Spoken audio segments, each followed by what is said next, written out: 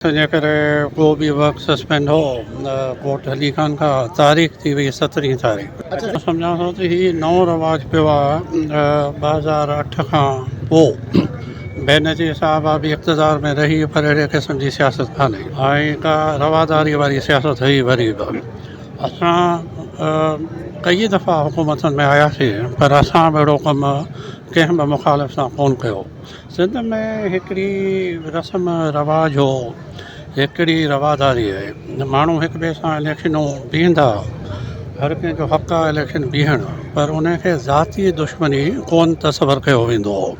हाणे कंहिंजे ख़िलाफ़ बि हो त सम्झनि था त हिनखे हिमत कीअं थी, बीठो कीअं, त पोइ वाह जमहूरियत कहिड़ी आहे। पोइ तव्हां बादशाहत डिक्लेयर करे छॾियो, पोइ इन जमहूरियत जो को फ़ाइदो ई कोन्हे को। असां ऐं नवाब शाह जा सैयद ख़ानदान हिक ॿिए जे ख़िलाफ़ु 1920 खां इलेक्शनूं बीहंदा आयासीं, पर इलेक्शनूं गुज़रजियूं त पोइ शिकार बि गॾु, हर शइ गॾु।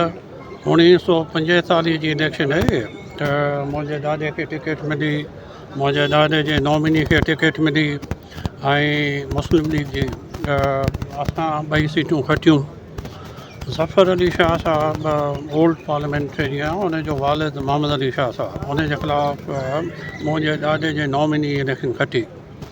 इलेक्शन खां 10 ॾींहंनि खां पोइ मोहम्मद अली शाह साहब जो न्यापो आयो ॾाॾे ॾे, त बाबा हाणे ख़ान साहब खे चयो त इलेक्शन त गुज़री वई, हाणे नाराज़गी छा जी, अचो इलेक्शन विढ़ूं, अचो शिकार कयूं।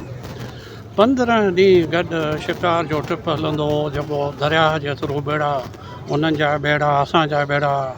आख़िरी शिकार छटे ज़िले में वञी थींदो यूसुफ जानी साहिब जी झंड में, उतां पोइ सभु कराची ॾिया वेंदा। इहा आई सिंधी रस्मूं रवाजूं रवादारी।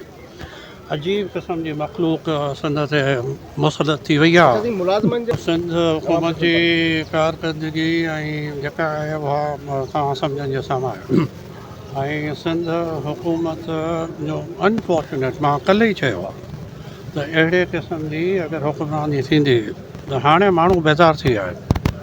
त ख़ुदा न ख़ासा असां नथा चाहियूं, अगरि हुकमराननि पंहिंजी रविश न मटाई, 50% त खाइणो आहे न, 50% जेबनि में वञो, 20% ठेकेदार कमाईंदा, त 30% जा कमु थींदा, त पोइ अस्पतालनि जो बि हाल हूंदो, तव्हांजे रस्तनि जो बि हाल हूंदो, तव्हांजे केनालनि बंदनि जो बि हाल हूंदो, हर महकमे जो इहो हाल हूंदो जेको हींअर रहियो आहे। मां कल्ह ई चयो आहे त अगरि हुकमराननि पंहिंजी रविश चेंज न कई त मूंखे नेपाल जहिड़ी, मूंखे बांग्लादेश जहिड़ी, मूंखे श्रीलंका जहिड़ी सिंध में घटि सूरत हाल नज़र थी अचे, जेको सिंध जी आवाम सां शर आहे। का बि ॻाल्हि माण्हू खे मुश्तमिल करे सघे थी ऐं ओहिड़े क़िस्म जी सूरत हाल वञी सघनि था। त मुंहिंजो दोस्ताना, मूंखे करे पंहिंजो मुखालिफ़ सम्झनि, दुश्मन सम्झनि, जेको बि सम्झनि, दोस्ताना ऐं मुख़्तलिफ़ाना मशवरो वरी बि हुकमराननि खे इहो आहे जो घेराव करे। इन सूरत हाल खे ॾिसी असां 86 में पीपल्स पार्टी छॾी।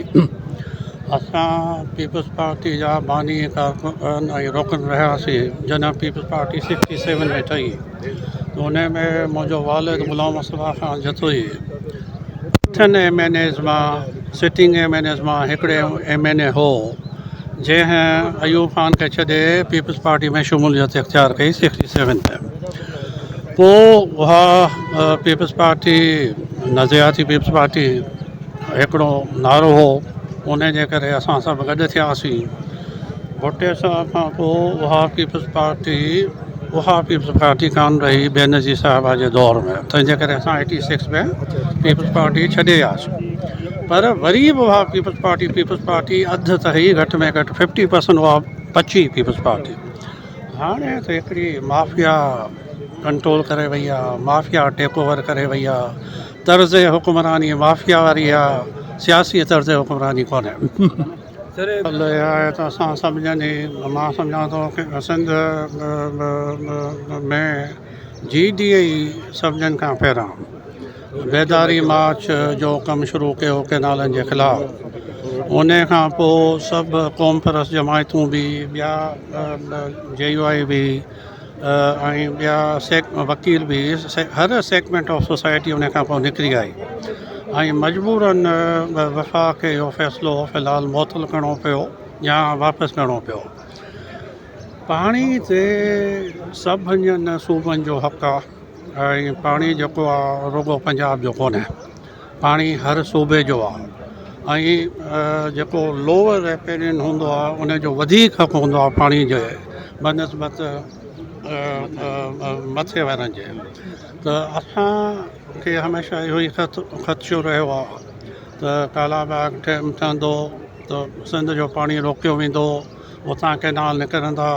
त कालाबाग डैम त कोन ठहियो पर 6 कैनाल ॿिया मनसूबो थी वियो। त सिंध उन जी मुखालफ़त कई आहे, सिंध जी सोसाइटी जे हर फ़र्द उन जी मुखालफ़त कई आहे। उहे मास्तर हुजनि, उहे वकील हुजनि, उहे डॉक्टर हुजनि, उहे सियासतदान हुजनि, आम माण्हू हुजनि, मां सम्झां थो इहे मनसूबा जेके आहिनि सिंध जे हक़ में कोन। 27वीं तरमीम जी ॻाल्हि हले पई। 27वीं तरमीम जे दौरान मां पहिरां चयो आहे डिसेंबर ताईं कुझु बि थी सघे थो।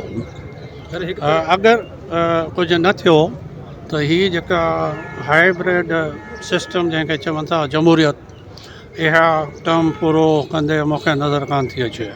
ऐं मिड टर्म इलेक्शन पोइ अगरि डिसेंबर ताईं कुझु न थियो त मिड टर्म इलेक्शन डेफिनेटली साल पहिरां थिए, 2 साल पहिरां थिए, मूंखे नज़र थी अचे।